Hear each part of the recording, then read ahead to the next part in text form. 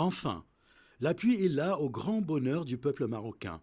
Ce, après une période où le royaume n'a connu que quelques rares précipitations. Des agriculteurs affirment que ces dernières précipitations auront un impact positif sur leur morale et sur les cultures qui sont encore en phase de croissance, comme les légumes et les arbres fruitiers. Mais ils croient que la production serait moins de celle de l'année dernière.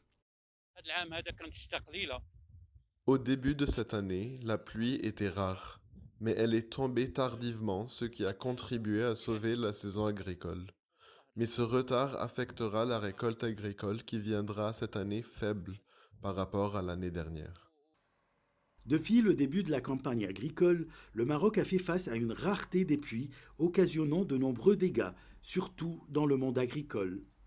Pour certains agriculteurs et éleveurs, ces dernières précipitations ne seront pas suffisantes pour une bonne saison de récolte, ce qui affecterait le nombre de têtes d'ovins et de bovins.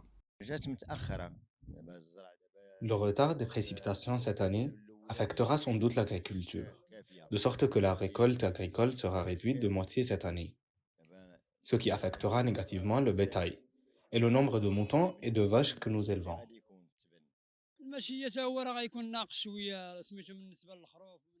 Quant au bétail, sa qualité et son rendement seront affectés par le coût élevé du fourrage qui coûte cher à l'agriculteur, notamment le foin, dont le prix a atteint 40 dirhams et son prix va doubler dans l'année à venir. Pour contenir les effets dévastateurs de la sécheresse, le gouvernement a débloqué à la mi-février un programme d'aide au secteur agricole de près d'1 milliard d'euros. Une aide qui devrait être accompagnée d'autres mesures de la part de l'État, selon les experts. L'État ne peut pas se permettre d'aider tous les agriculteurs. Il y a des très petits, il y a des moyens, il y a quelques gros agriculteurs. La situation n'est pas pareille.